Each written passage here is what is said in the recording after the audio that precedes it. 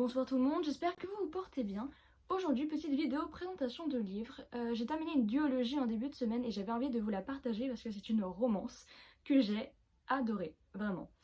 Donc il s'agit de la fameuse duologie Ash Falling for the Sky, voilà, une très mignonne petite romance. Donc c'est un livre publié aux éditions Albin Michel en grand format, qui a été écrit par deux auteurs, donc Neil Gaiman et Mathieu Guibé, qui sont des auteurs français il me semble. Donc les prix du livre sont de 16,90 € pour les deux. Très beau livre, au passage, j'adore. Pour tous ceux qui ne seraient pas tombés sur Ash Falling for the Sky dans leur pour toi TikTok de BookTok, je vais vous faire un petit résumé pour que vous puissiez en connaître davantage sur le résumé de l'histoire. Donc au début de l'histoire, on va suivre Sky, qui est une jeune fille qui va déménager dans une autre ville des États-Unis pour fuir sa famille qui est très protectrice et qui la couvre énormément. Elle va vouloir changer de ville pour, on va dire, se créer une nouvelle identité et être la fille qu'elle a toujours voulu être, c'est-à-dire une fille un peu plus populaire, une fille qui se laisse certaines libertés, etc. Et donc, elle va atterrir dans cette petite ville où elle va arriver en coloc avec une fille qui s'appelle Véronica, qui est très extravertie et qui est vraiment adorable. Et ensemble, elles vont participer à la première soirée à l'université. C'est une soirée qui se passe 2 semaines avant la rentrée des classes et cette soirée est censée établir un panel de contact avec les autres gens de ton école. Et donc Sky va participer à cette soirée et elle, ce qu'elle veut, c'est choper un mec pour faire des choses avec lui pour cette nuit-là. Juste une nuit, rien de plus, parce que, vous le verrez plus tard, elle a une relation assez compliquée avec son ex. Et donc à cette fameuse soirée, elle croise un gars qui a un regard un peu spécial, il est déjà entouré de 2 filles, et ce gars, il la regarde également. Il s'appelle Ash, et elle a décidé que ce serait lui qui passerait dans son lit ce soir. Donc elle est d'une nature assez timide et réservée, et donc elle a bu un petit peu, ce qui fait qu'elle va foncer vers le gars avec une approche assez spéciale. En bref, ça vous le découvrirez, c'est plutôt drôle. Et donc à partir de là, va se créer une petite relation entre eux qui se joue chaud et froid, mais c'est très mignon à suivre, vous allez voir. Donc c'est une romance que j'ai adorée et que j'ai accrochée directement. Cette duologie, je l'avais déjà empruntée à la bibliothèque l'année dernière et je l'avais reposée en fait à la bibliothèque parce que j'avais eu une sorte de saturation des romances, donc j'avais pas envie de le lire. Et je pense que j'ai bien fait parce que je pense pas que j'aurais autant accroché sur cette romance si je l'avais lue l'année dernière et pas cette année. Donc là vraiment, dès le début, j'ai eu un énorme coup de cœur pour les personnages et pour le style des deux auteurs du coup. Qui m'a vraiment fait plonger dans l'histoire. Je vous le dis, l'histoire m'a vraiment énormément plu parce que le tome 1, je l'ai fini en 2 jours. Voilà, très belle romance que j'ai adorée. Vraiment gros coup de cœur pour le tome 1 parce que j'étais, on va dire, presque aspirée par l'histoire. Donc voilà. Donc dans ce premier tome, on va retrouver les personnages qui vont jouer un peu le chaud et le froid, une sorte de tension amoureuse entre les deux, mais qu'ils ne vont pas trop s'admettre, voilà. Ils sont censés un peu jouer les enemies to lovers au début, mais bon. Vous allez voir, ça change au fur et à mesure et on les aime beaucoup. C'est une histoire qui peut paraître assez cliché parce qu'on a d'un côté un bad boy et d'un autre côté la fille un peu réservée, certes. Mais c'est une histoire qui s'attarde davantage sur les fondements des personnages. Les petits éléments qui les ont créés, on va s'attarder sur tout ce qui est les caractéristiques des personnages, tous leurs fondements qui sont issus des passés qu'ils ont chacun et qui n'est pas toujours joyeux, voilà, voire même très rarement joyeux. Donc en ce qui est du tome 1, on va se focaliser davantage sur la relation amoureuse entre les deux personnages qui, bon, comme je vous l'ai dit, vont jouer une certaine tension. Et dans le tome 2, on va davantage se focaliser sur ce qui est du passé d'un des personnages, donc Ash, qui a un passé très mystérieux et qu'on apprend petit à petit à connaître dans le tome 1, mais qui nous dévoile presque tout dans le tome 2 à travers différents flashbacks, et surtout par la narration. Dans le tome 1, on a une sorte d'équilibre dans la narration, donc on alterne facilement entre Sky et Ash, mais dans le tome 2, on a davantage de passages où c'est Ash qui parle et où c'est le flashback de Ash. D'ailleurs, c'est ce que je trouve dommage dans le tome 2, c'est que on a abordé certes le passé de Sky dans le tome 1, mais dans le tome 2, on n'en parle plus du tout et c'est ce que j'ai vraiment trouvé dommage. Ouais. Qu'est-ce que j'ai pensé de cette petite duologie? Donc c'est une duologie dont on a énormément entendu parler, donc j'avais quelques idées derrière, j'avais peut-être quelques appréhensions. J'avais peur d'être déçue parce que j'avais vu beaucoup d'avis positifs dessus, alors forcément j'ai des attentes. Alerte petit spoil. J'ai notamment eu énormément d'attentes en ce qui est de la fin, parce qu'on me l'a vendu comme une fin terrible. Et je vous le cache pas, la fin a fait mal certes, mais j'aurais préféré qu'on ne me le dise pas, parce que c'est un détail qui fait que je vais surtout attendre la fin et je sais qu'il va se passer quelque chose de mal à la fin. Donc je suis dans l'attente de cet événement et il n'y a plus cet effet de surprise. Mon avis sur les personnages. Je les ai trouvés extrêmement attachants et extrêmement mignons et drôles. J'ai vu que certaines personnes n'appréciaient pas trop le personnage de Sky. Moi, franchement, je l'ai trouvée vraiment touchante et vraiment agréable à suivre. C'est une fille qui est pleine de joie, pleine de vie, mais qui a été vachement écrasée tout au long de sa vie par la manière de vivre de ses parents, son entourage et par sa relation avec son ex qui me dégoûte sa mère. Vraiment, c'est un personnage qui m'a plu et que j'ai trouvé touchante parce que vous le verrez à un moment, il y a une scène qui est traumatisante, mais alors vraiment traumatisante, où elle va revoir son ex dans un certain contexte et ça va très très mal se passer. Et j'ai vraiment eu cet énorme sentiment de dégoût pendant tout ce passage.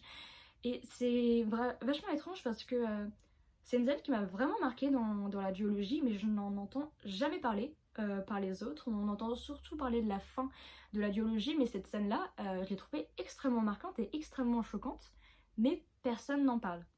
Pour le personnage de Ash, c'est un personnage que j'ai énormément apprécié, genre vraiment je l'aime de tout mon cœur. Peut-être que je l'apprécie un peu plus que Sky, parce que c'est un personnage qui est mystérieux et qui ne s'autorise pas le bonheur, et pourtant c'est un gars qui va vouloir tout faire pour les autres, et donc c'est vraiment la personne à qui on souhaite le plus de bonheur en fait. Vu tout ce qu'il a vécu en plus, c'est un personnage qui est extrêmement attachant parce qu'il a un passé qui est très très douloureux. On a l'impression que tout le monde s'est flingué en fait, voilà, il n'y a plus personne dans sa vie, vraiment on dirait qu'il y a une malédiction autour de ce personnage. C'est un personnage qui m'a fait énormément de peine parce que lui il a toujours voulu offrir de l'amour, mais d'un certain côté cet amour il a été perdu de diverses manières en fait. Donc voilà, j'ai énormément aimé ce personnage et je comprends votre amour pour lui également. En ce qui est de l'histoire, qu'est-ce que j'en ai pensé? J'ai trouvé que l'histoire était très bien menée. J'ai adoré les événements, il y avait un très bon enchaînement dans l'histoire. Je ne me suis jamais sentie ennuyée et dans l'attente de quelque chose. C'était toujours très rapide, très bien ficelé. On avait vraiment un bon enchaînement quoi. Après, ce que je trouve dommage, c'est que on voit vraiment une grosse distinction entre le tome 1 et le tome 2.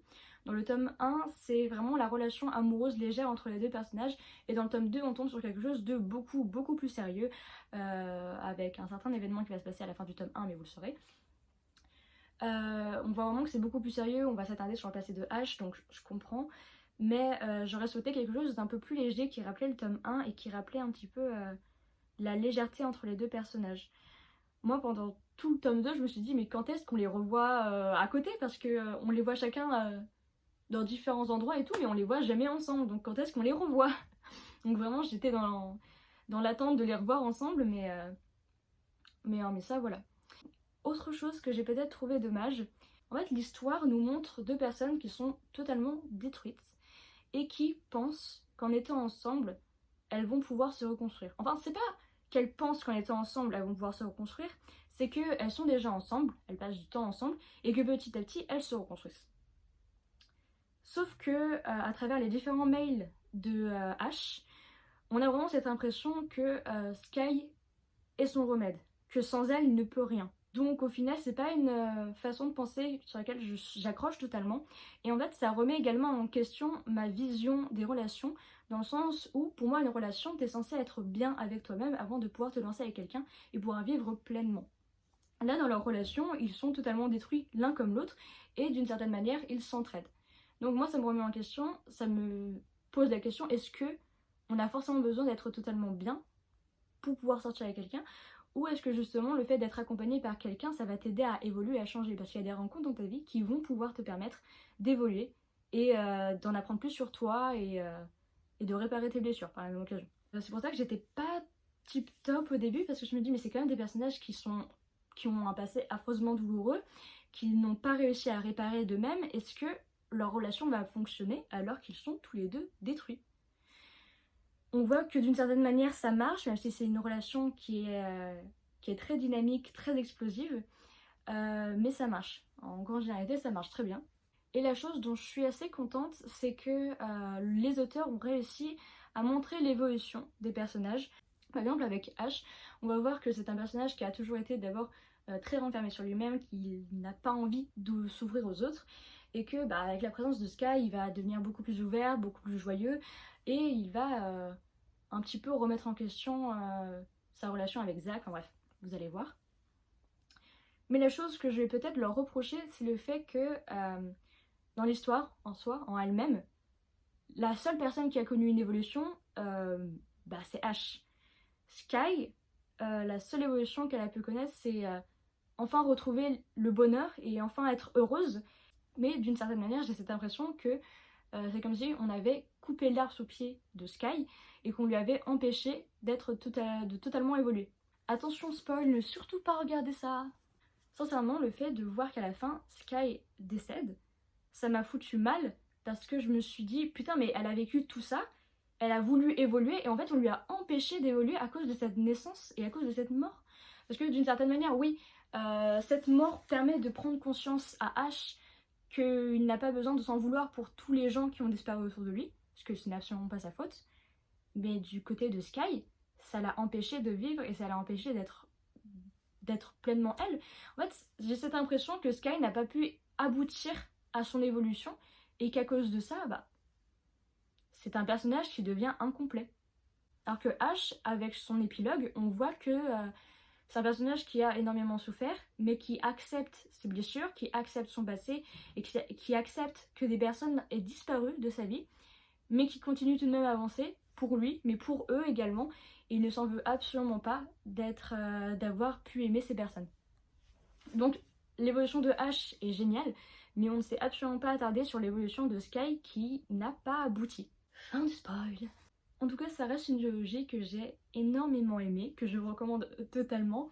Je pense qu'il faut être placé dans un certain mood pour la lire et pour être pleinement concentré dans l'histoire. Donc c'est pas le genre de livre que je vous recommanderais de lire dans les transports. Je pense que c'est vraiment un livre que vous êtes censé lire chez vous, tranquille, n'importe où en fait, du moment que vous vous sentez dans votre petite bulle en fait.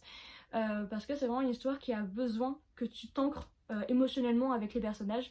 Et sans ça, ça te permet pas de vivre à fond les événements. Donc voilà, une duologie que je vous recommande à 100% et que j'ai adoré. Ouais, voilà. J'espère que la vidéo vous aura plu en tout cas, et on se retrouve pour une prochaine vidéo. A plus!